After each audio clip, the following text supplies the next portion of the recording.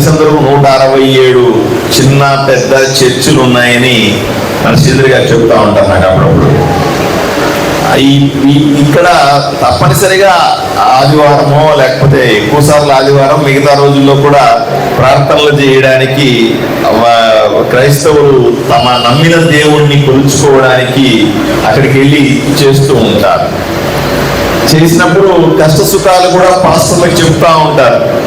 ఎందుకంటే ఈ క్రైస్తవ వ్యవస్థలో, ఈ మతంలో తమ పెద్ద ఎవరైతే పాస్టర్ ఉంటాడో అతనితో తన కుటుంబ సమస్యలు కానీ, వ్యక్తిగత సమస్యలు కానీ, సామాజిక సమస్యలు కానీ ఎప్పటికప్పుడు కూడా వాళ్లకు చెప్పి కొంత ఉపశమనం పొందేటువంటి ఒక సంస్కృతి ఉంది అక్కడ.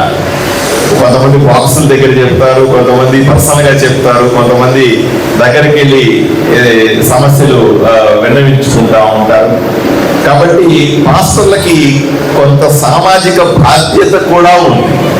ఏ ఊరిలో అయితే మనం చర్చి నడుపుతామో, ఎక్కడ కొంతమంది భక్తుల కోసం అయితే మీరు ఆ దేవుడు నమ్మిన విశ్వాసం ఉన్న వాళ్ళ కోసం ఒక ఇల్లు, ఒక దాన్ని చర్చ్ నడుపుతారో వాళ్ళకందరికీ కూడా వాళ్ళ పట్ల, వాళ్ళ కుటుంబాల పట్ల బాధ్యత కూడా ఉంటుంది. సో దీన్ని తీర్చుకోవడం కూడా మనకు అవసరమే. మిమ్మల్ని ఎందుకు ఈరోజు ప్రత్యేకంగా రమ్మని నాకు ఎంతమంది వచ్చారో తెలియదు. ఈరోజు ఎంతమంది పాస్టర్లు మాత్రం చేతులు ఎత్తండి ఒకసారి. ఒక 50 మంది పాస్టర్లు ఉన్నారు, కనబడుతున్నారు. 167 మంది పాస్టర్లని కలవాలనుకుంటున్నాను. తప్పనిసరిగా నాకు ఈ ఊర్లో ఉన్న ప్రతి ఒక్క చర్చి కష్టాలు కావాలి, వాటిని తీర్చడానికి ప్రయత్నం చేయాలి. ప్రతి పాస్టర్ కష్టాలు కావాలి. ఎందుకంటే మీ దగ్గరికి వచ్చి ఎవరో మీ భక్తులు వచ్చి కష్టాలు చెప్పుకోవడం, మీ కష్టాలు తీర్చేది ఎవరు అంటాను నేను. అసలు మీరు బాగుంటే మీ భక్తుల కష్టాలు తీర్చగలుగుతారు. మీకే కష్టాలు ఉంటే మీరు వాళ్ళ కష్టాలు ఏం తీర్చగలుగుతారు? కాబట్టి మీ సమస్యల్ని తీర్చడం నా ప్రాధాన్యతగా అనుకున్నాను. కాబట్టి ఈరోజు కలవాలనుకున్నాను. మళ్ళీ ఒకసారి కలిశాను కాబట్టి మళ్ళీ కలవాల్సిన అవసరం లేదని నేను అనుకోను.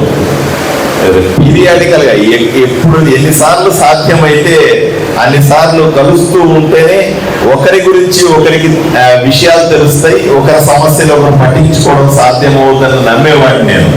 కాబట్టి మళ్ళీ కలుస్తాను. 2-3 ప్రధానమైన సమస్యలు. ఒకటి, ఈ 127 మంది 160 మంది పాస్టర్లకు అందరికీ కూడా గౌరవ వేతనం వస్తుందా లేదా అని మీరు క్రాస్ చెక్ చేసుకోవాలి. అసోసియేషన్ పెద్దలంతా కూడా ఎవరికైనా రాకపోతే తప్పనిసరిగా వాళ్ళకి ఇప్పించే బాధ్యత కూడా తీసుకోవాలి. అవసరమైతే నేను రికమెండేషన్ లెటర్ రాసిస్తాను వాళ్ళ కోసం. వాళ్ళు వెళ్ళి అక్కడ ప్రభుత్వంలో సబ్మిట్ చేస్తే, మైనారిటీ సెల్లో సబ్మిట్ చేస్తే వెంటనే వాళ్ళ పేర్లు ఎక్కిస్తారు. ఆ రకంగా మీరు మిగతా పాస్టర్లు కూడా చెప్పండి, ఎవరికైతే వేతనం రావట్లేదో వాళ్ళందరినీ కూడా నా దగ్గరికి పంపిస్తే నేను వాళ్ళకు వ్యక్తిగతంగా లెటర్ ఇస్తాను, వాళ్ళు రికమెండ్ చేస్తూ. అది అవసరం కూడా. రెండవది, కొంతమంది చెప్తాను, ఎక్కడో మేము మా మత ప్రచారం చేసుకుంటూ ఉంటే అడ్డుపడుతున్నారు, ఇబ్బంది పెడుతున్నారని. సాధారణ పరిస్థితుల్లో అట్లాంటివి జరగవు. ఆదోని కొంత పీస్ఫుల్ గానే ఉంటది. ఎవరి మతాన్ని వాళ్ళు ప్రచారం చేసుకోవడానికి, ఆచరించుకోవడానికి ఇబ్బంది ఉండదు. కొన్ని ఎక్స్ట్రీమ్ పరిస్థితుల్లో, కొన్ని గ్రామాల్లో ఎక్కడైతే ఉద్రిక్తంగా ఉందో, ఎక్కడైతే ఇబ్బందికర పరిస్థితులు ఉన్నాయో వాటిని మనం ప్రత్యేకంగా చూడాలి. అక్కడ తీసుకోవాల్సిన జాగ్రత్తలు కూడా తీసుకోవడానికి ప్రయత్నం చేస్తాం. స్పెసిఫిక్ గా అవన్నీ మీ అసోసియేషన్ వైపు నుంచి నాకు రిప్రజెంట్ చేస్తే నేను దాన్ని ప్రత్యేక సందర్భంగానే చూస్తాను. ఎందుకంటే ఇన్ని ఊళ్ళలో చర్చిలు ఉన్నాయి, అక్కడ ఎవరు అబ్జెక్ట్ చేయట్లేదు, అబ్జెక్షన్స్ లేవు. కొన్ని చోట్ల ఎక్కడన్నా 1-2 జాగాల్లో మిమ్మల్ని ఇబ్బంది పెట్టే పరిస్థితులు ఉంటే నాకు ప్రత్యేకంగా తెలపాల్సిందిగా నేను కోరుకుంటా ఉన్నాను. అన్నింటికంటే ముఖ్యంగా ఇళ్ల స్థలాల గురించి చెప్పారు. ఇళ్ల స్థలాల్ని మనము సరిచేసి వాళ్ళకి ఇళ్ల స్థలాలు ఇచ్చేటువంటి కార్యక్రమం ఇప్పుడు నడుస్తా ఉంది.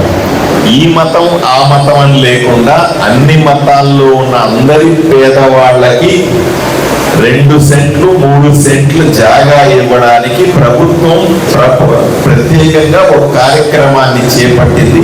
ఇప్పుడు నడుస్తా ఉండదు.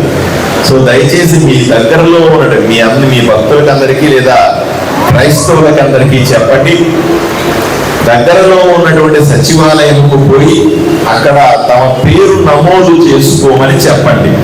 పేరు నమోదు చేసుకుంటే వెంటనే అది ఆన్లైన్లో